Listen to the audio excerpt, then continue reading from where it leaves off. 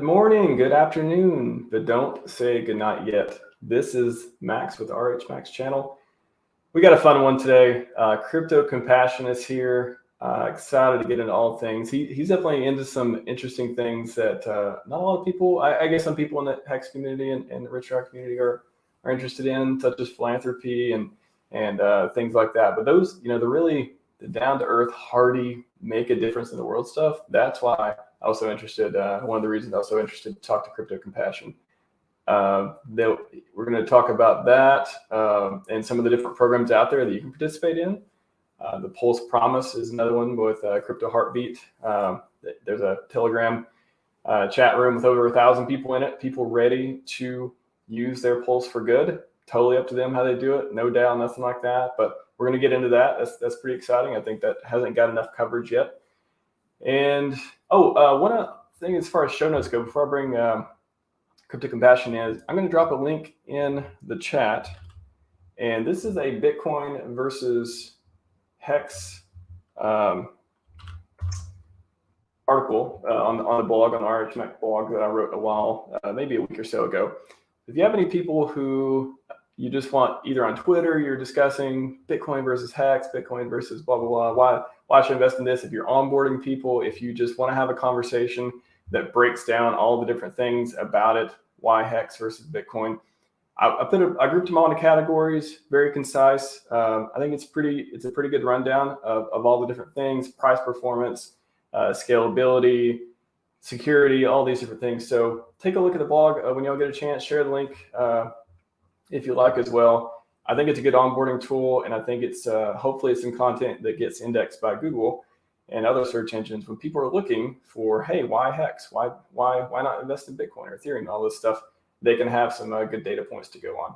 So that's the only thing I want to talk about on the blog. That's a new entry I did. There's a bunch of Scivive stuff on the blog as well if you're interested in that. But without further ado, our guest today, CryptoCompassion. Bring it in. How's it going? Hey, bud. It's going great, man. It's going great. It's good to meet you. I know we've kind of interacted through Twitter and all that kind of good stuff, but I've never spoken to you. I know you've been on fire as far as bringing a lot of content and a lot of great contributors to the HEX PulseChain community, into your interview space, and I'm excited to hear more from you. Hey, that's what I've been trying to do. I'm actually, I guess because I've only been streaming for about 2 or 3 months, and I think the thing that surprised me the most, the thing that I thought I'd have the most trouble with, is getting people to come on the show, getting people to commit, take time, energy, put on their calendar, stop doing what, people got lives, they're doing important stuff. But for them to come on, agree to talk to me, someone who doesn't have a big follower count yet, someone who's, up and coming. I've been around for a long time, but, just passively, I haven't been active in the community. That's what's impressed me so much. And I can't say thanks enough for all the people that's came on the show, all the people who's invited me on their show. And that leads me to you. I'm happy that you agreed to come on, talk about your story, talk about all things in the space. And I hope we can create some good content for people because, we got some people watching and they're no pressure, but they're expecting some good stuff today. And I always try to bring it. I know you do too. So you want to break it down a little bit as far as, where'd you come from? How'd you get your name? How'd you get in the community, crypto, richard heart ecosystem? Tell us a little bit about yourself, CryptoCompassion. I don't mind saying I'm out here in Oregon on the West Coast. That's fine. I actually, to kind of give you a brief rundown, my introduction to crypto, really, a lot of my path kind of starts back in 2002 when I graduated high school in 98. So I'm of the great age of 42. I'm kind of in that sweet spot for myself there. I know I still got a little bit of youth to me, but I'm not too young either. I got some wisdom but I got into the mortgage industry back in 2002, and I was in a great place where I could, I kind of got into the white collar industry, if you will. And I was, unfortunately, I was on the wrong side of the coin when it comes to like subprime, and I was working white collar, the whole suit and collar, and up till 2007, and subprime just hit and the mortgage crisis fell and my entire industry was just gone. I mean, it was a crazy thing to see. It was a crazy time to be a part of as far as watching the the global markets crashed because of an industry that I was kind of a part of, you know what I mean? I was in sales, and, there was a lot of euphoria around 2006, 2007. We were going on a bunch of meetings in places to have parties and all that kind of stuff. And there was just a lot of money to be made at that time. And so that crash happened, and that kind of led me into sales in the telecommunication industry. And that went from like 2007 to 2010. And then life, I had kids and a wife from 2000 to about 2010. And so in 2010, I kind of fell in hard times. I fell into a deep drug addiction, and I had houses, I had cars, I had the family, I had the kids, and I lost it really all. And I was in a real tough spot, kind of following up to where CryptoCompassion goes. About 2015, I sought help, and I went to drug rehab, and I completely turned my life around. And it wasn't till about 2020, when I got back from rehab, I had a lot of, pieces I had to put back, together as far as the puzzle goes. And it wasn't till about 2020 when I found crypto, and I kind of knew a lot of the things that I had experienced kind of led me to the compassion side of things, as far as the contribution I wanted to give to society going forward. And as I started getting aggressive into crypto, I kind of saw that there was a lot of things that were going to change in my life as far as my financial outlook, you know what I mean? And so it kind of led me to this place of, you start listening to like Matty All-In and him talking about sudden wealth syndrome and all these things. And you start thinking about, what do you want to do with the rest of your life? And is it just money, or is money a tool that helps lead to help set other people free? And so that's kind of where CryptoCompassion led. It was kind of this giving back, once you kind of have those things in life that you're financially free from, you know what I mean? I started thinking about what's my role in life as far as what I can do. And that's going to be compassion. That's going to be my roadmap going forward. There's a lot to look forward to in crypto, but there's also a lot of things to look forward to as far as helping shape and change society as a whole. So I always love to hear the stories of people who, have been on the lowest low. They've struggled. Yeah. But they came through the other side. I guess it's just a human story. It really, Right. It's inspiring. It makes you feel like, hey, your worst day, there's people who've struggled 10 times as hard, and there's people in middle of nowhere on the other side of the on the other side of the world that have struggled even harder, and they will continue to struggle, unfortunately, probably for the rest of their lives, unless someone has compassion on them. Right. So that's, and I always like to hear stories like that. That really motivates people to think past your day to day. Think that, oh, I didn't get enough sleep last night, or, oh, I, didn't get that promotion at work, or, oh, HEX is down right now, whatever. Yeah. There's people going through much harder times. And so you need to stay down to earth and be thankful, show gratitude. That's one of my favorite words these days and themes is gratitude. You show more gratitude you show, the better off you're going to be able to live your life, and the more thankful and the more positivity you're going to put out there. Yep. Awesome. That's a great. So 2020 is when you found crypto. Did you find RichardHeart products, Richard afterwards? What happened there? So my path in crypto kind of started from the beginnings of like, Robinhood, and then you get into eToro, and then you start. I think it was probably January. I watched my first stream of Richard, and I got into Cardano actually kind of early. So that was, whatever your beliefs on Cardano are, I have since sold. But I would listen to Charles Hoskinson, and he does have a lot of wisdom, I know. But I would so I caught a stream with Richard and a bunch of ladies. Like the ladies of HEX, like in January. And I watched a little bit, but I kind of dismissed it. I was kind of like, who is this guy? Just like hanging out with all these ladies on stream, and I was kind of, and then it wasn't till March of 2021 when I found HEX again through Joe Perry's. He does a YouTube channel where he introduces a lot of different cryptos, but he is, I'd go as far to say he is a Hexican in many ways, even though he covers a lot of different cryptos. I did join his group at the time. And I was pretty early to that group, and it was good. We had a lot of, one-on-one conversations. So he turned me on to HEX, and I got onto HEX probably March 2021.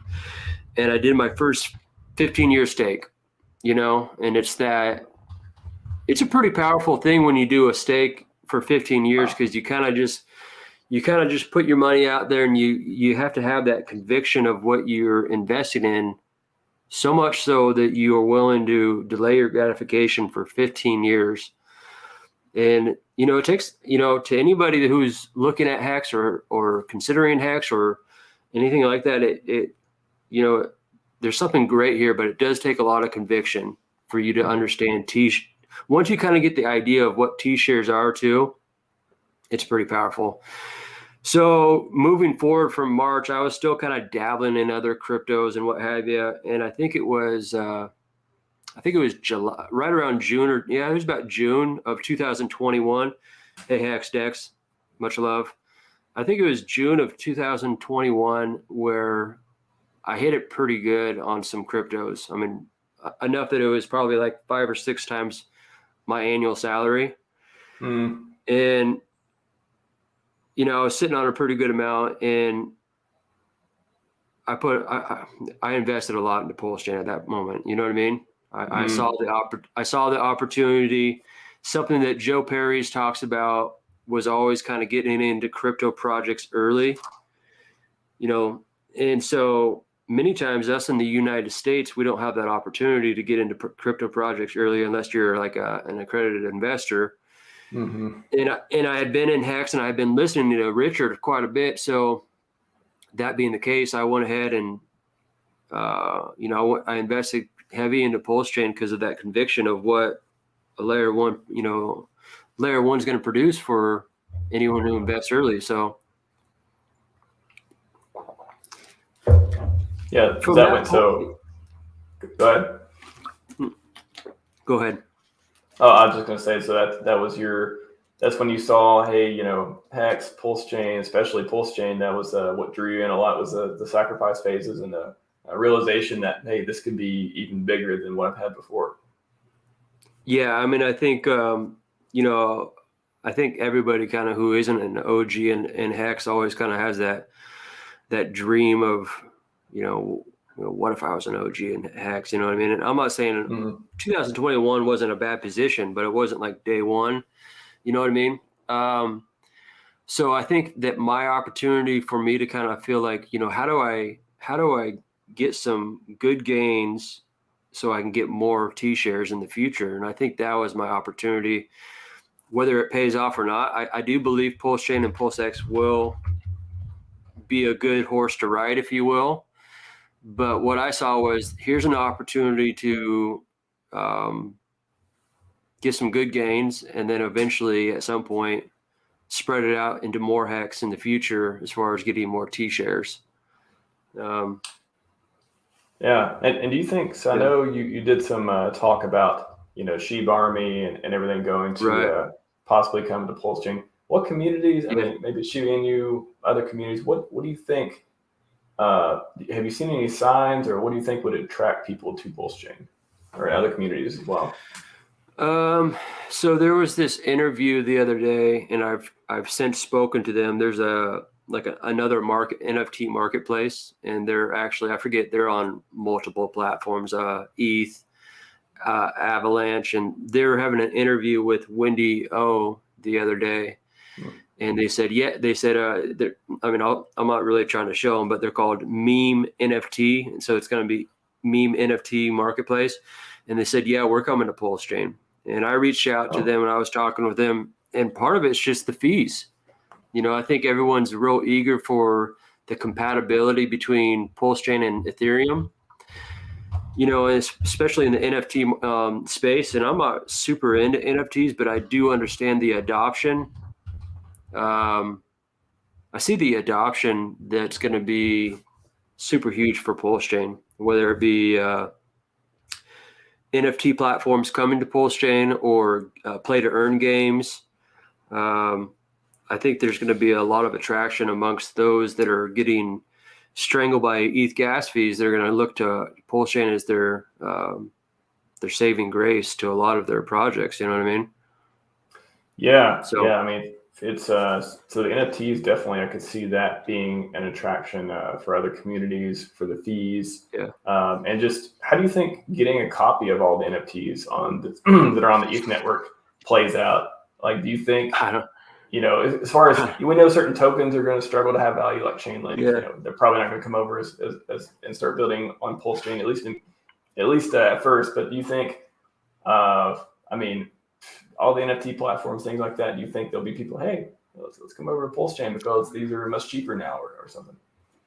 I really don't. That's going to be a wild thing. I mean, I've heard a lot of people in the communities, specifically like the PulseChain community, talk about the ability to buy the PulseChain version of like Bored Ape yacht clubs for like pennies, sub pennies. You know what I mean? And yeah. I really don't know. If anything, it's going to create a lot of controversy for someone who's holding a Bored Ape Yacht Club NFT that's worth like $200,000. And if anything, it kind of feeds into that Richard Heart outrage marketing, where either some people are going to be really excited about it, or they might be kind of upset that someone was able to buy the NFT that they hold for sub pennies on the PulseChain side. I don't know. It's almost like a derivative market for NFTs in a way, even if it didn't become, even if NFTs on PulseChain didn't become a whole new crazy market on its own, which it may. We have Mintra and other stuff, even maybe OpenSea Fork, Richard's talked about perhaps coming. Yeah. But even if not, maybe there will be a derivative value of, hey, Monkey Laser Eyes, or all the yacht club, all the stuff like that, whatever they are. I'm not much into NFTs, but they come over and now you get them for cheap, and now people are like, hey, PulseChain, oh, this is cool. Oh, I have other tokens on there. Oh, and then they start playing with MetaMask and they figure it out. And can you not see different influencers saying, hey, I own these NFTs on PulseChain now, and right. I just listed them, and now you can get a huge discount. I think there's a lot of angles influencers, especially in the NFT place, can make there. Right. I think you hit the nail on the head as far as like, I think Richard's doing an amazing thing as far as, I don't want to say that, I don't know if the project's completely done already, if he's waiting for the bottom, if he's timing it. And if he is timing it, then I think he's doing the right thing. And a lot of people don't want to hear that he's timing it. But I think what's going to happen is, when you get people like BitBoy and all these other crypto influencers that we kind of know that they did invest in PulseChain, and all of a sudden they can turn and flip the switch to their audience and say, hey, you guys, check out your MetaMask. There's a bunch of free coins in there. All of a sudden they become the saviors and the heroes during this kind of downtime, this bear market, this sell off. There's so much marketing that's baked into it that all of a sudden they're looking for some content to give to their followers. And so all of a sudden they can kind of pivot and be like, check out PulseChain. It doesn't have that negative connotation of what they were talking about as far as HEX goes. We as Hexicans don't follow that narrative, but we do understand that the PulseChain being a layer one creates a different marketing technique, if you will, to the broader crypto markets. For sure. Wow. I didn't even think about the moments when, BitBoy or whoever the big influencers are that initially talk about this, especially at launch or before launch.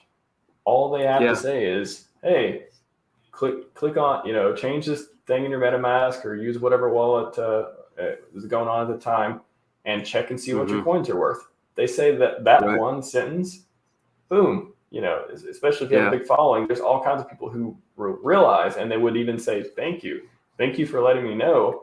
So now I can see all this free stuff on this other chain. Like, why wouldn't you tell? If you're a big influencer, why wouldn't you tell people about that? What risk is it to you to tell them about it, to give them free? If nothing else, they can dump everything they want, but it's theirs, and they know about it, and it's free. So why not? Why not check it out? Well, and you wonder what they're dumping it for. I mean, either they're going to dump it for a stable coin or to get back, bridge it across to whatever Ethereum-based token they want to get into, or maybe they're going to say, hey, history says that layer ones are a pretty good thing. Maybe this PulseChain is something to sell my P whatever. I'll just say P SHIB. I'm going to sell my P SHIB. I'm going to buy some PulseChain because if history rhymes, what is it? I think 1 year average of layer ones is how much again? It's something like 600x. There's a chart. Yeah, there's a chart with a bunch of different hundreds of X's. Yeah, I mean, if anything, that's another great opportunity for a lot of these large influencers to kind of say, well, check out this brand new layer one. You might want to just invest and sit on your hands for like a year. Mm. Yeah. Oh, yeah. And I wonder how much gatekeeping Pulse is going to get, because if people see there's a new L1, just as you said, on CoinMarketCap or on Nomic, I know Nomic should be fine, but for example, CMC, wonder what they're going to do if they do put PulseChain on there, and if they rank it anywhere, they even rank it at all in any way, people are going to see, hey, launched in 2022, for example. Oh, this is brand new, new L1, 1 + 1 = 2, early, you get all your coins for free. It's just that it kind of markets itself. I don't even think there needs to be much other than saying a couple sentences to get people interested in PulseChain. It kind of sells itself in a lot of ways. Yeah, I think Matt from Crypto Heartbeat also talks about how, it's going to be like a situation where like 3 years from now, you'll be like at a cocktail party or something like that. And you'll be like, hey, have you checked your MetaMask and switched a couple settings and checked out your PulseChain? And they're like, what are you talking about? And like, oh yeah, you got free coins in there. And all of a sudden, like they do a couple switch settings, and all of a sudden they're like, it's kind of like the Uniswap airdrop, and they just got like thousands of dollars just sitting there, and they're like, huh. It's just that positive reinforcement where they, as the recipient of that world's largest airdrop, is going to go out and they're probably going to tell like 5 of their friends also. It's just this domino effect. Yeah, especially if, like you said, even years from now, people who didn't know, there's people that haven't ever heard about HEX. And once they do, they look at the chart, they see this stuff, they see all the people talking about it and all the YouTubers and all that. And there's plenty of coins where people never heard about it. They look at it, and especially if they know they're getting something for free, like you said, they go home, they click a couple buttons, boom, they get it. And now the coins at that point, well, maybe they had appreciated much more than they would when they first launched. So maybe it's even easier to onboard them later on, because maybe some of their coins appreciate and they say, oh, I got a bunch of free money. Maybe I should check this ecosystem out. Maybe I should participate more, all that stuff. So it's like I said, I think it kind of sells itself.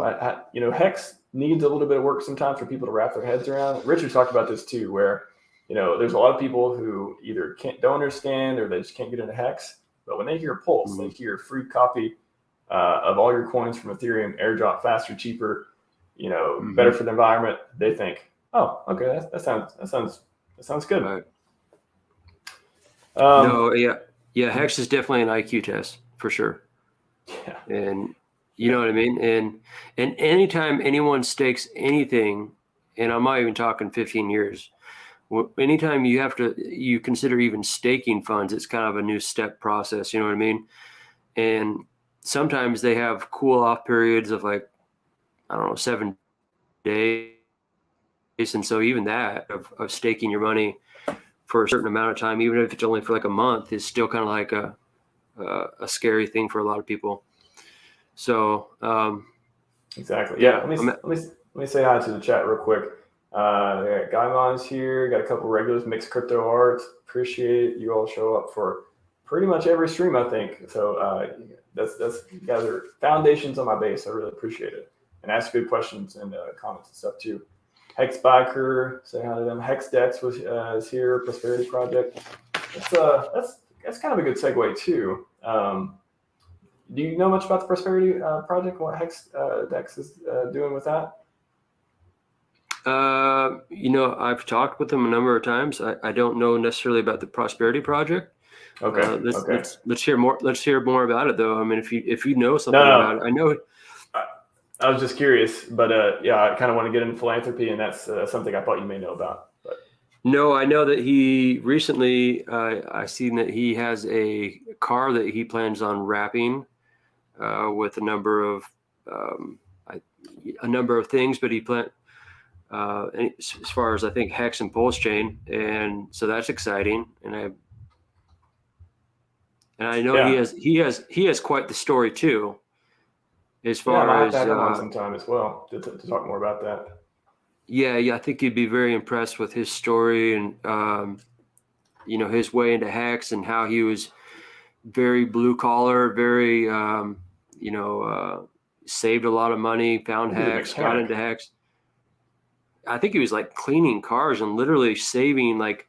Oh yeah, that's right. He was like literally saving jars of like coins, and then he would cash them in and invest into HEX, and then of course, the rest is history as far as what's happened with HEX. So even just, you'll have to hear it from him, but it's a pretty great story. Yeah. I was actually on a stream with him the other day, I think with Jim Rat, and he mentioned it a little bit, and that was another incredible story as well. Yeah. Philanthropy, charity work. I know that's a big part of your life. How, tell us a little bit about that, the different projects going on that you know about, stuff that you're doing. I saw you're trying to get your pilot license and stuff, and to do some like passion related stuff around that. That was pretty cool. I saw that video. Tell us a little bit more about all that stuff. I think, like I said, I'm just kind of preparing for life in general. Crypto has been pretty good to me. Like I said, HEX is doing good, and you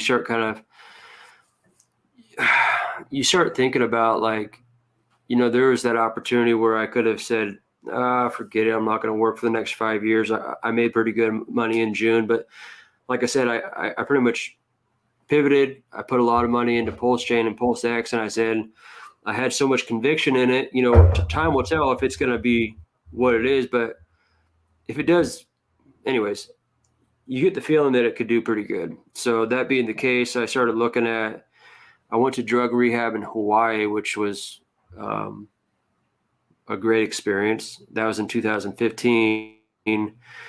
And so it was probably, I think it was January of just this last year, 2022, where they asked me to come back and speak to the rehab facility, and they want me to be a part of it going forward quite a bit as far as just, sending guys to rehab and stuff. So that kind of goes into the compassion side and the philanthropy side of things. I plan on contributing towards their cause and their mission, if you will, going forward. And probably, I think my goal in the future would be to maybe contribute enough to maybe send a guy to rehab every month. I think that's kind of finding someone that's in need, that truly wants to change their life, and then be able to help be a part of that would be a good thing. So I also have a friend in Africa that runs an orphanage, and I plan on going to Africa and being a part of that. I think kind of segue into what you talked about as far as being thankful and gratitude. I think anytime you can kind of get around people that are maybe of less fortunate position in life that you are, it kind of puts you in a place of, it kind of humbles you. You know what I mean? It gives you that sense of thankfulness and gratitude. Especially when I was out in Hawaii and I was talking to a bunch of guys that were just beginning their journey of rehab. They just made the decision to get clean. They got, flew out to Hawaii to start their process of, being in drug rehab. They were kind of day one, day one or week one, they didn't really understand maybe the process of the difficulty that they had ahead of them, and the ability to speak to them and kind of come from a place of, hey, I made it, I'm here, and now I'm kind of taking the bull by the horns as far as life, and I'm going after it. You know what I mean? And It's this funny could be how you too. it's funny how life experiences like that shape you and make you into someone who realizes people need help and this or that. Right. And then, you see, for example, you have some rich people who maybe their kids, God forbid, get some sort of disease or whatever, and then they get into the medical industry because they were motivated to help and find cures and stuff like that. And then, people who, spend time and maybe, have very low points in their life, they see other people struggling after they recover, just, like yourself here in your passion story, and you want to help people like that. So I always like to see the silver lining, and I always like to see, I think it's just such this interesting thing about life where, if you never went through that experience, maybe you would never pay attention, you'd be stepping over homeless people like everyone else, that kind of thing. Right. But once you've been there, you know what it's like, and you know that there's different ways that you can help with that. That makes people it takes this tragedy and it turns it into this fuel to help others and help them not go through the same thing you did. So I think it's just such a fascinating part of life. Yeah, I think anytime that people experience hardships, I think it's an opportunity for us to kind of, if you experience a hardship or a tribulation in life, you're into physical health, right? Like physical health as far as workouts. So, I think anytime you kind of experience something that you're going to have to work through a difficulty, it's really an opportunity to work out your mind, your spirit. It's kind of like a character strength building opportunity. You know what I mean? Because, you do workouts to work out your body, but sometimes these difficulties, that come on, whether they're self-inflicted or they just happen, it's a real opportunity to build your character up and build strength. And to kind of speak to that, I would never change my past for anything, because it's helped create the man I am today. So when I look in the mirror, I go, you're a savage because of this, man. Because of this, you're able to take on more things in the future because you've been battle tested. You know what I mean? And, I wouldn't change it for the world. Yeah, that's how and that's even there's some parallels to investing where people want to see your scars. They want to see your failures. They want to see how you handled it. They want to see your successes too, but they want to see and know that you've been in this game for a while and that you have navigated a bunch of different issues, so you know how to better navigate them in the future. I always say that, there is no failure. There's only feedback. There's only lessons, and there's only new and different and better ways to do it. I don't believe in failure. I think I try not even to look at it as success and failure. I try not even to look at it as success. I think success is one of those things it's very finite.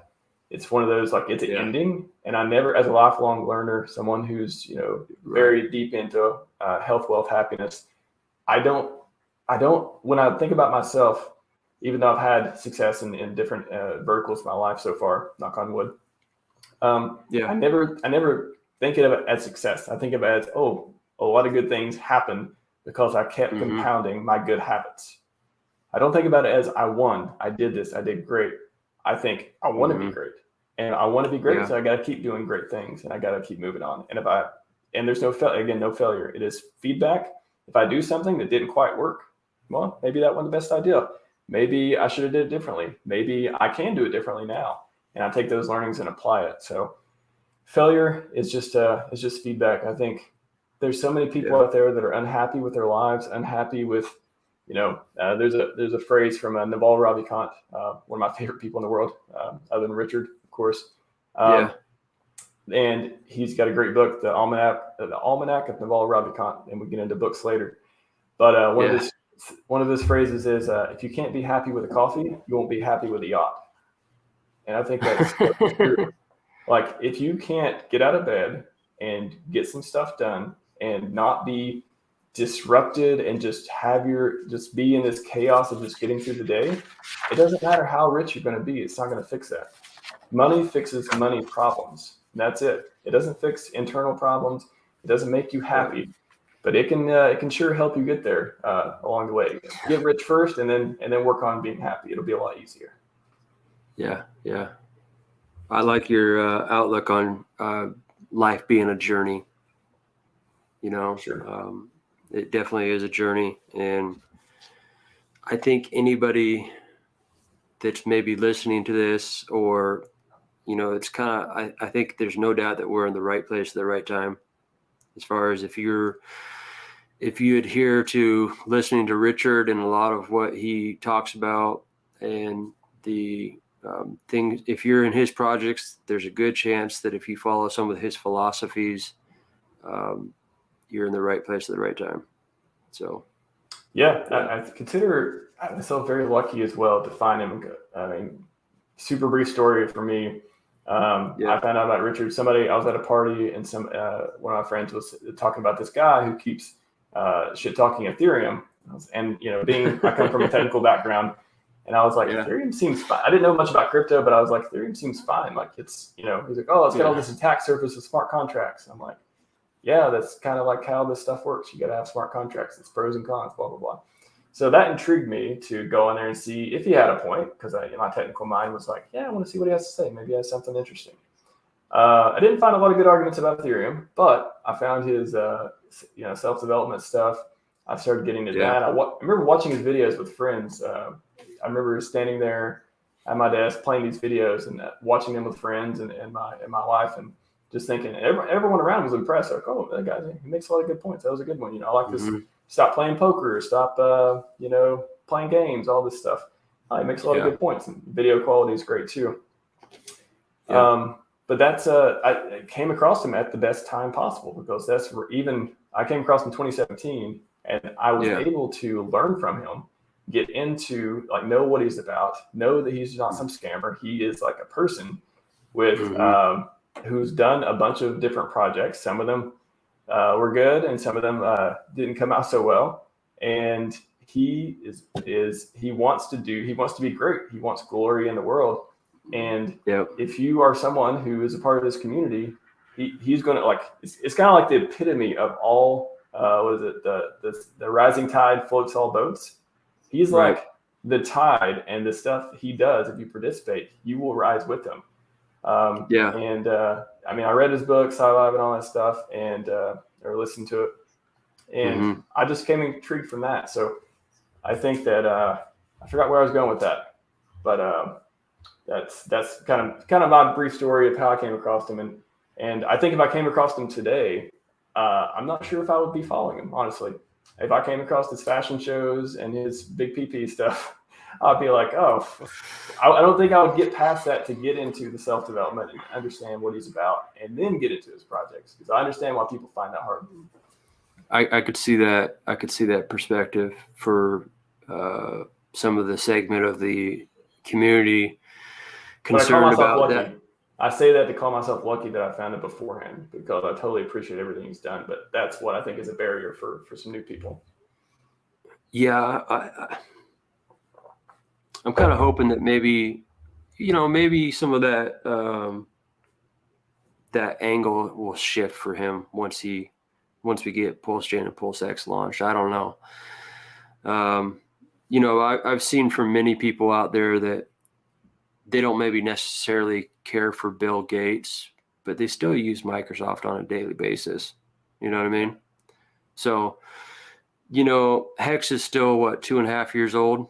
And so at some point, I think I think HEX, PulseChain, and PulseX will hit virality, and people might not even know who the founder is. They're just investing in the product. You know what I mean? They might just, you know what I mean? They might just be watching a Crypto Heartbeat stream and say, I'm going to get into HEX because it makes sense. The time locking your investment, getting trustless yield, all that kind of good stuff. And they still haven't even watched a Richard Heart video. They got their information from some other community member that they believe in. So yeah, I think there's two cohorts of people who will get into Richard Hart's products, HEX, PulseChain, all this stuff. I think the one group is, as you described, people who don't even realize who the founder is and don't really care. They just see the product and they want it because they know it's good and it can make them money and it's beneficial for them to, sign up and get their free coins, all that stuff. So that's one group. I think that's easy sell. Product sells itself. The other group is, and the thing I'm most bullish on this year, I think there's a lot of things to be bullish on, but I'm the most bullish on the documentary. Once that thing drops and people see Richard first and they see him from the ground up, head to toe, they see his, humble origin story and they see the fashion, but they know how to put them into context and combine them. And it's going to make him like the most exciting founder in crypto. He already is to us, but for the rest of the world, they're going to be like, this guy is awesome. And I can relate to him because he has a great origin story. And now he's rich and he does rich people things. And they can see a lot more about him. So I think that's one of the things, if it drops this year, which they said late 2022, if that drops, no matter if PulseChain is launched or not, I think the community, it could double. And I don't see that. I think it could double. Imagine what that does. Yeah, no doubt about it. And over the quality, the quality, and we can already tell the quality in which they've been creating this documentary is top notch. I mean, I don't think there's going to be anything spared in regards to just the editing, everything that they're putting into this film. It's going to be definitely high quality. I look forward to watching it. It's a great ability for anybody to just be like, hey, go check out Netflix. There's a video in which that I've been invested in for years now. Check it out. You might be interested. And if you want to talk more, we can talk. I certainly hope it makes it Netflix. If not, some big distribution channel. They have to pick it up. There's got to be. I know the community has done so many funding things. We got NASCAR cars and all this stuff. If not, if we can't, if I don't know, Netflix has been chilling on the woke stuff, so maybe they're more interested at this point for it. But if we can't find, if they're not willing takers immediately, I don't not see the community funding some sort of pitch to a different distribution channel. It could be HBO, it could be you got the Discovery Plus and all that stuff now. There's a ton of streaming services. I guarantee there's a list of those right now to check out for the documentary people have been like eyeballing. That's gonna be exciting, real exciting. So I look forward to it. Yeah. So what about I think not a lot of people know about the Pulse Promise either. I wanted to ask you about that because that's something that I've been following for probably maybe since it came out. I think when I first started watching Crypto Heartbeat a few months ago, I went back and watched some of his videos and I found out about it. I just thought, man, this is a really good idea. What can you tell us about that? I forget what it was. It was probably like Matt. If people don't know, Matt from Crypto Heartbeat is a YouTuber who does amazing work, streams almost once a day, Monday through Friday, does amazing things, has a different take on HEX, PulseChain, and PulseX as far as being a little bit cleaner version, if you will, and in the sense that he's a God-fearing man. And I remember watching like his first video, and I reached out to him, and him and I had a Zoom call like before he even blew up. You know what I mean? Him and I spoke for probably an hour, and we kind of talked like you and I were, just about life in general, and as far as some of my trials and tribulations and my journey too, and his journey, and so then he kind of went along with his YouTube channel, and he came out with what was the Pulse Promise. And the Pulse Promise was kind of this, what if we took $100 of what we sacrificed as far as PulseChain? So that'd be 1 million Pulse, if you will, in the future. And you kind of just set it aside. It's not in his possession or anything like that. It's a community that comes together and says, hey, I find someone in this Telegram group of, his name's Bobby, and he's into saving the whales, and he wants to contribute in the future to save whales, and I like whales, and he created this group where people could kind of come together and share their passions about changing the world. And right now, 1 million Pulse may not seem like much, but if PulseChain does a 10,000x, well, that's $1 million. And then if you take a community of 1,000 people strong, well, that's 1,000 times $1 million is like $1 billion worth of world-changing economic power that we could kind of go out and change the world in various other ways.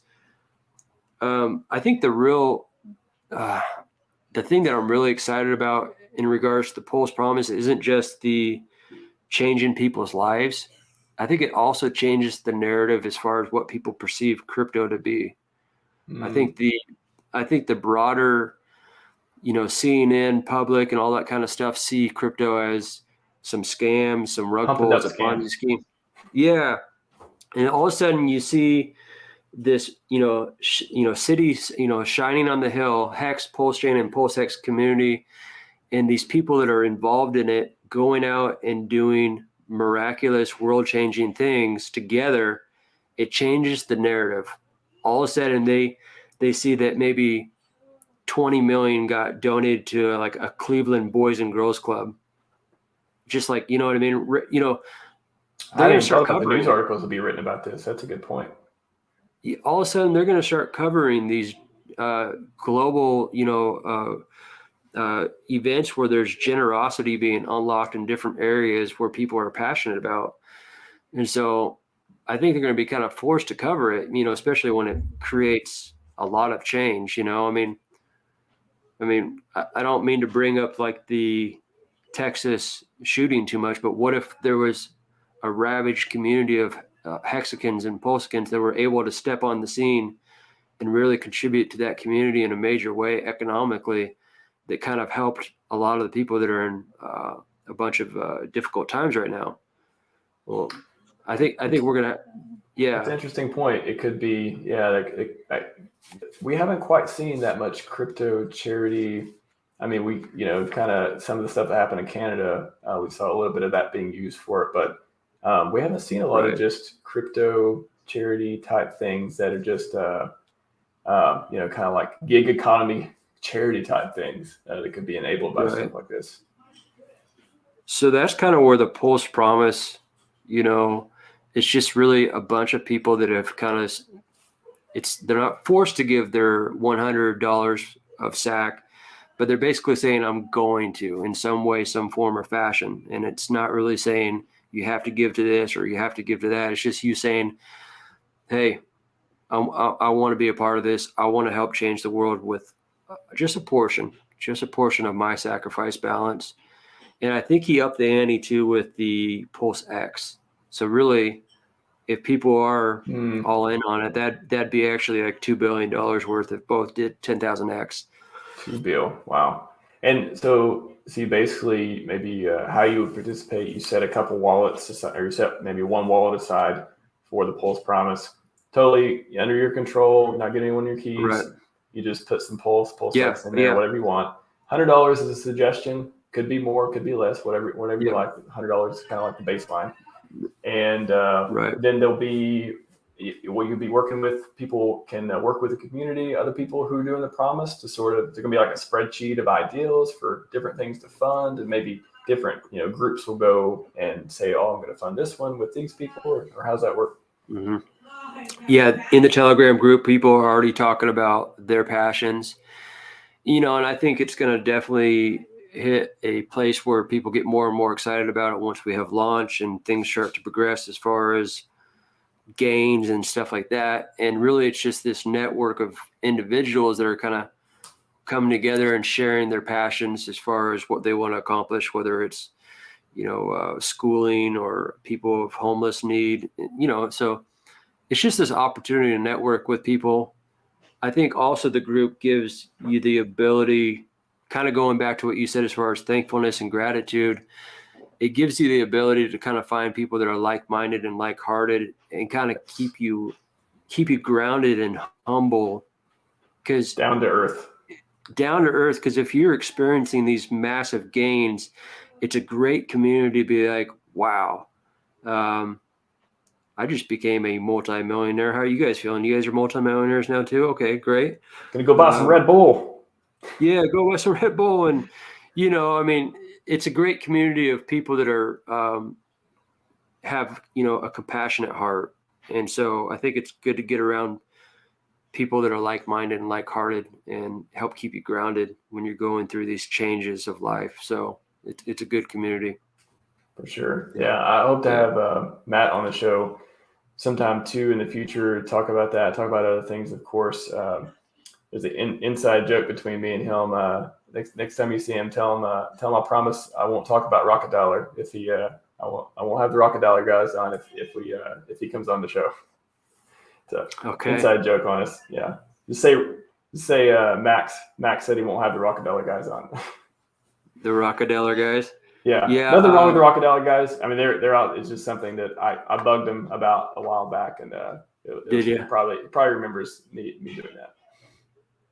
No, Matt's good. I know that, me being up in Oregon when the 555 tour was doing their thing. Sparbach. Yeah, they were down in Austin, Texas, and I was fortunate enough where Matt said he was going to be going to the Austin, Texas one. That's right. And so I hopped on a plane and I flew down to Austin, Texas, and we had a great time with the whole 555 tour. Crypto Coffee was there, a number of people. So that's awesome. That was a good opportunity to meet people in person. I would encourage anybody in the community to go meet people. It's a great opportunity to find, again, like-minded, like-hearted people beyond the computer board, beyond the computer screen. To meet people in person it's an awesome experience. For sure. Yeah. For sure. Yeah. I want to chat. If you have any questions, keep them coming. I know y'all were blazing for a bit, kind of slowed down. Hey, we're here to talk. We're here to answer questions, comments, things like that. Appreciate y'all listening. I'm going to go into books for a minute too. I just want to bring a couple, and I think Compassion wants to bring up a couple too. These are how you get healthy, wealthy, and wise, in my opinion. You read books, you listen to books, you internalize things, you create mental models, you start making good habits. And that's why I want to spend just a few minutes talking about that. So what books do you have for us today?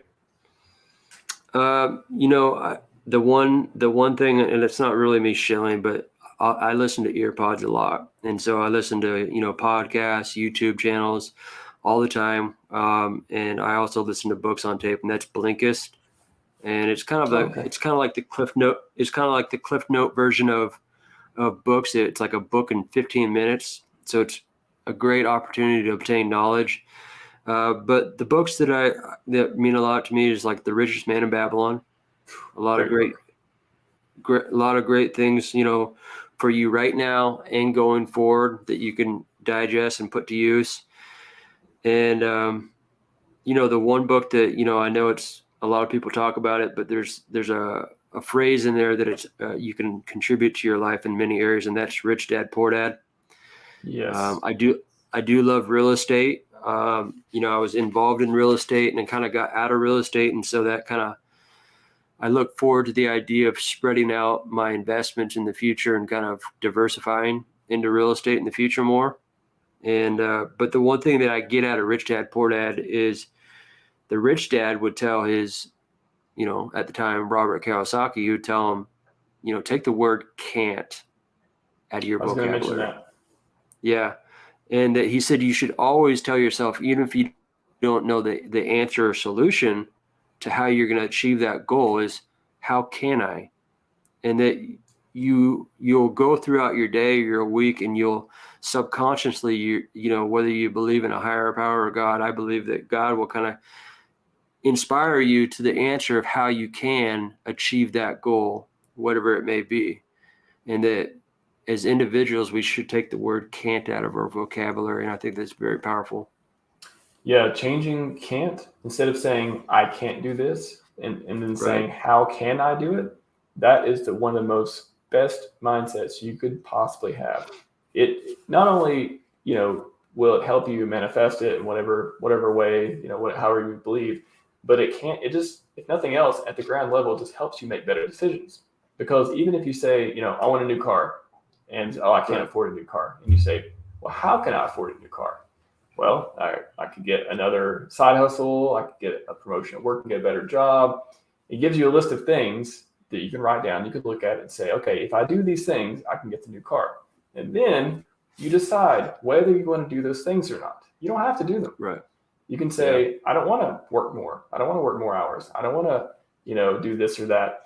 And that's okay. Then you can say, okay, at least I know how I could afford it.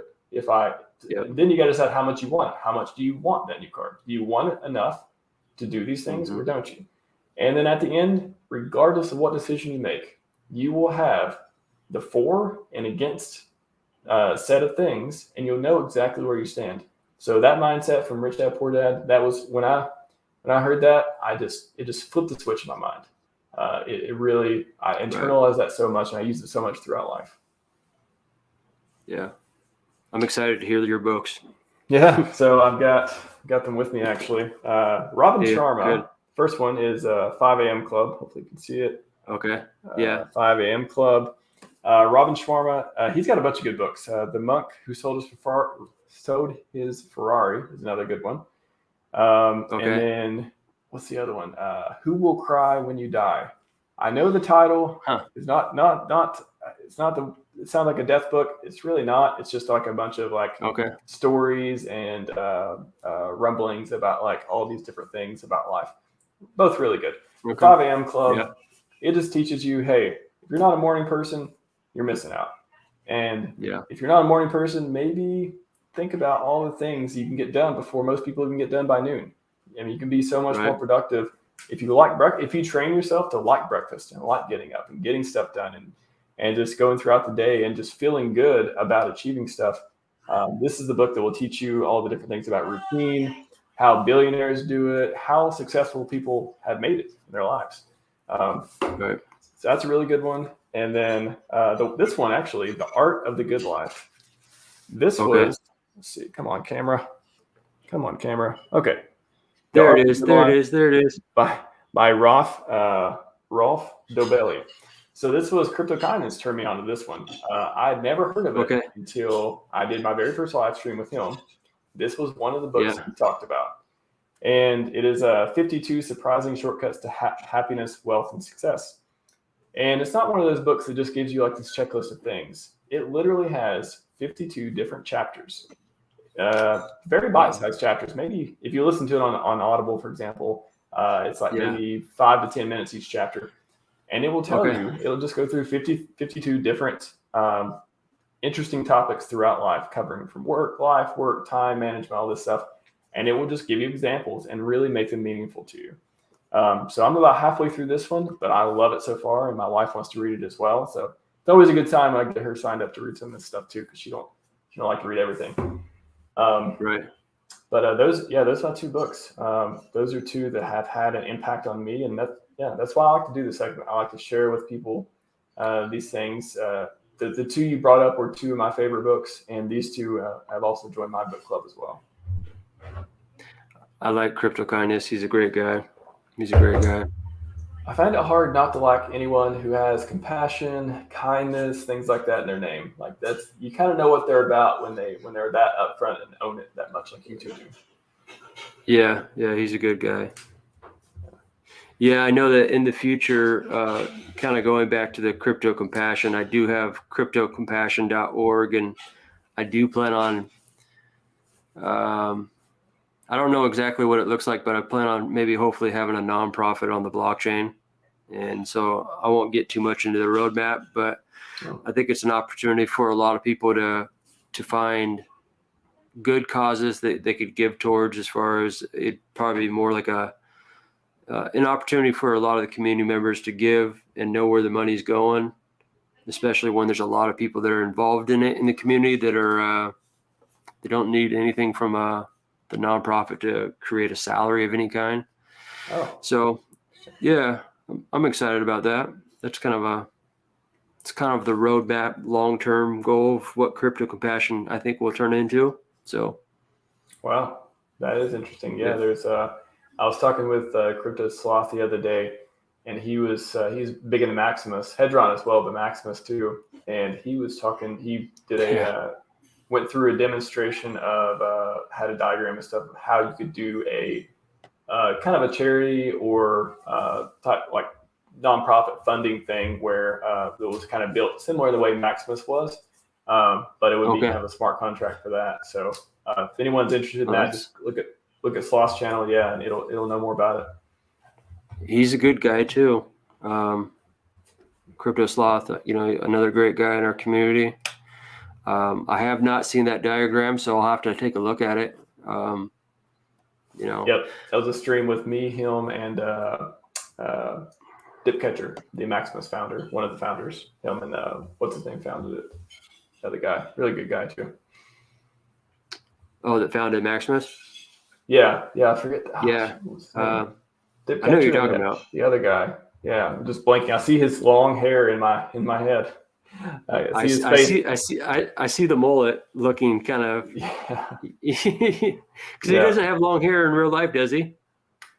I don't know. I haven't met him in real life. I'm not sure. I just know his avatar shows that. Yeah. I know you're talking about. Yeah. So I want to ask too, what is a problem or tool do you think that needs solving that nobody is out there solving yet? Any solutions in crypto for that coming up? Solutions or crypto or solutions in general? It could be either. Yeah, anything that's just not getting done yet. I think the one thing that's kind of been gatekept, and I do think that someone kind of in our community is doing this, and it'll be interesting to see what happens with it, is the energy source, that being mad energy. And if you're not familiar with it, it's kind of using the technology that Tesla created a long time ago, as far as along the lines of a lot of power, free power, if you will, that's, surrounding us. But it's also the ability to transmit the power to, Nikola Tesla was on the breaking edge of energy, in many ways. And a lot of his technology got shut down by, who owned all the copper fields and copper mines was JP Morgan.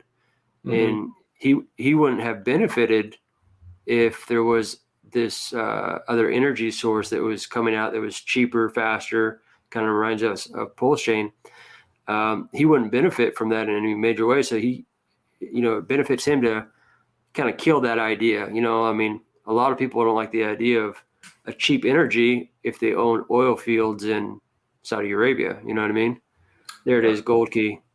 You know what I mean? So that being the case, I do think that energy and the ability to transmit it to rural areas, third world countries, very cheaply is key.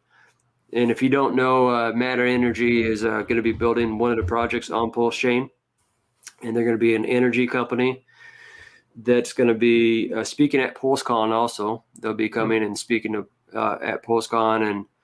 And I think that we have a lot of energy ideas, and I think there are means of a different energy source that just aren't coming to the forefront because a lot of people don't want it to come yet. And I don't think it's necessarily wind turbines or solar. I think there's something else that's kind of, it's right there. I believe it. I believe that we'll see it in our lifetime, so. Yeah, it's always interesting to see crypto projects that they have this physical component. They have this like real world connection. I remember definitely during the 2017, 2018 phase, there were some projects that were, doing green energy, and they raised ICOs to do these different businesses around it. Always interested to see how they work out and all that. Especially, but this one's interesting, even more to us because it's on PulseChain and they want to build around that. So there's so many good community projects out there. I think. I mean, like we talked about Maximus and Hedron a lot on the show before, and Liquid Loans. Oh my gosh, that one I didn't know much about, And then I had Just Ask Jesse. I had Jesse on here, and he just blew me out of the water with so many things that I was maybe a little skeptical with. And I heard him talk about. Did he convert you? I mean, I think it totally makes. If nothing else, not selling your pulse. I get. Right. It always sounded like, okay, how is that possible? Like, what are you doing that's different? That's going to save us taxes, all this stuff. Nothing else. If you don't like anything else about liquid loans or staking or any of that stuff, the fact that you may be able to sell, and again, not tax advice, but you may not be able to have to pay capital gains on getting loans and stuff in crypto, and having a system on Pulse to let you borrow against it.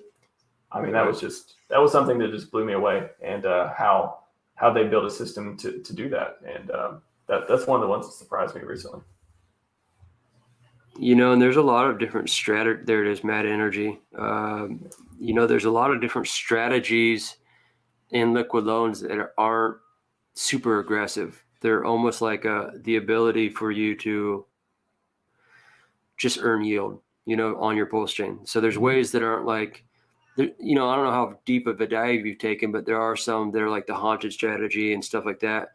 And then there's the hot pearl strategy that's more of a yield earning strategy, and you're not really in jeopardy of like liquidating your pulse with that strategy. And so there's some safe strategies that would be there you go, the 369 Tesla towers. There's definitely some good strategies though. Do you know much about the strategies? Like, did you want to talk a little bit more about that, the ones that you know about?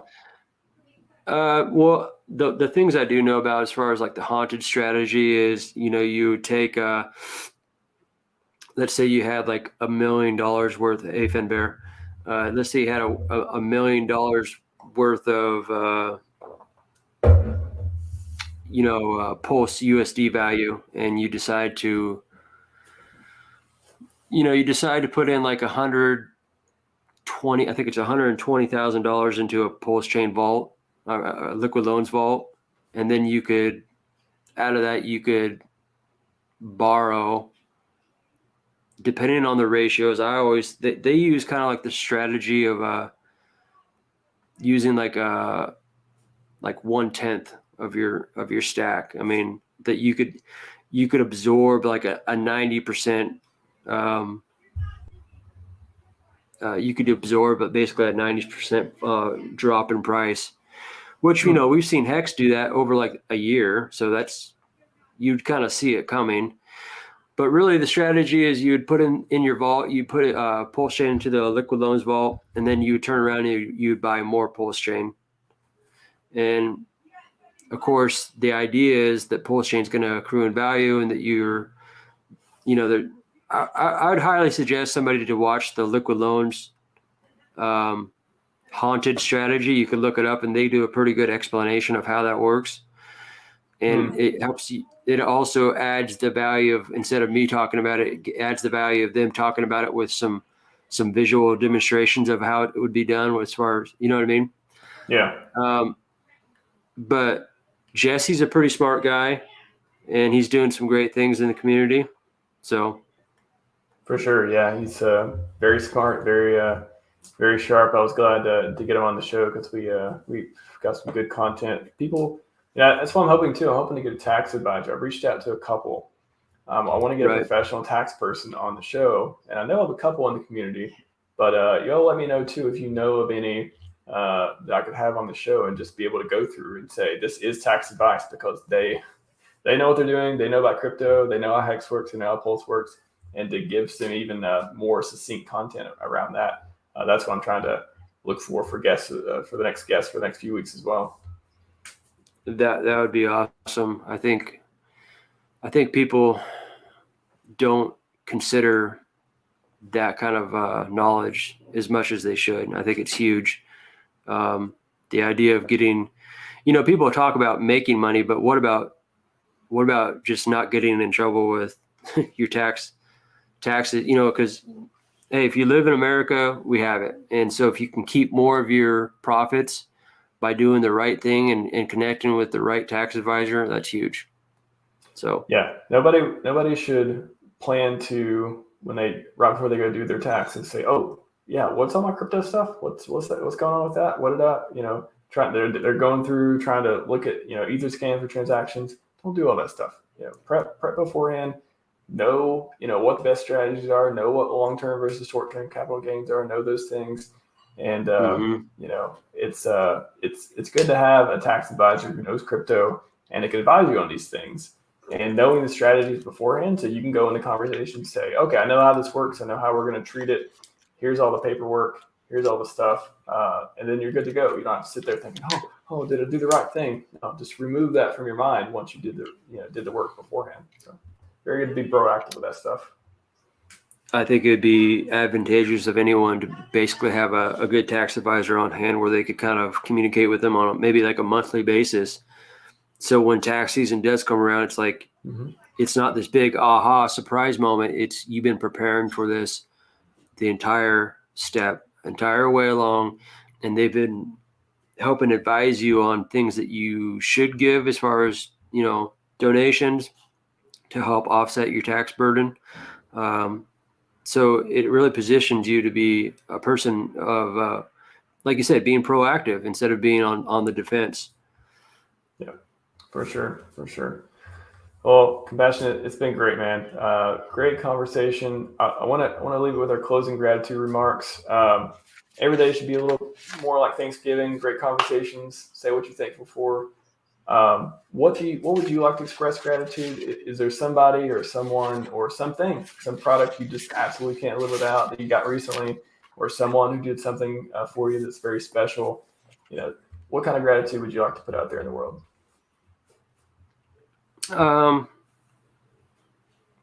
I think we truly are in a place of being blessed in this community. I know we've had some, I think it's just the opportunity we got a lot of hope, really. I mean, to be honest, this community is something that's very special.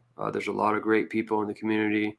And then you put on top of it our opportunity to have financial freedom is awesome. And so I think just the opportunity to consider others and the opportunity to give back is a great thing. And I think that gives you a place of being, grateful and thankful for the position you're in. So. Yeah, it's, what you put out into the world is what you get back. If you walk around acting like everyone's taking stuff away from you, you play the victim, you start, there's obviously, situations where things, people are discriminated, get taken advantage of, all this stuff. But I've always took the approach that, be the person who goes out there and doesn't look for excuses, who doesn't, always asking for help. Be the person helping others. Be that strong. Have that strength. Embody that type of attitude, and you're gonna be able to help people and paying it forward. I believe in all that stuff. The karma of just being able to make a difference in people's lives. Don't think of it as a tit for tat. You're gonna get it 10 times back. But hey, just like you have no expectations, PulseChain's going to 10,000x. Don't have any expectations you're going to get 10x back in good stuff coming to your life. But hey, wouldn't that be nice? I'd rather err on the side of that caution, right? Right. Yeah, I like it. Awesome. Well, we're going to close out the show here. Yeah. Let's see what we got next week. I think I have Orca. I think I have Crypto Orca on. Or HEX Orca. He's changed his name recently, CryptoCompassion or something like that. I have Orca on Tuesday, I believe. Yeah, I still call him Orca. Maybe not Hex Orca, but I'm just gonna call him Orca. Yeah, I think he goes by Orca now. He's a whale of knowledge. He's a really smart guy. I really enjoy him. That's gonna be a great conversation. So I think I have him on Tuesday, and I'm gonna take a couple days off. Relax. I don't know. I may be streaming with SJ tomorrow. We'll see if she wants to have me on, talk about Scivive. But I need a break. I've been on this 6-7 days in a row. I'm gonna sleep in a little bit this weekend, and until next time. Thanks, Compassion, for coming on. It's been a pleasure. And thanks everyone in the chat. Thank you.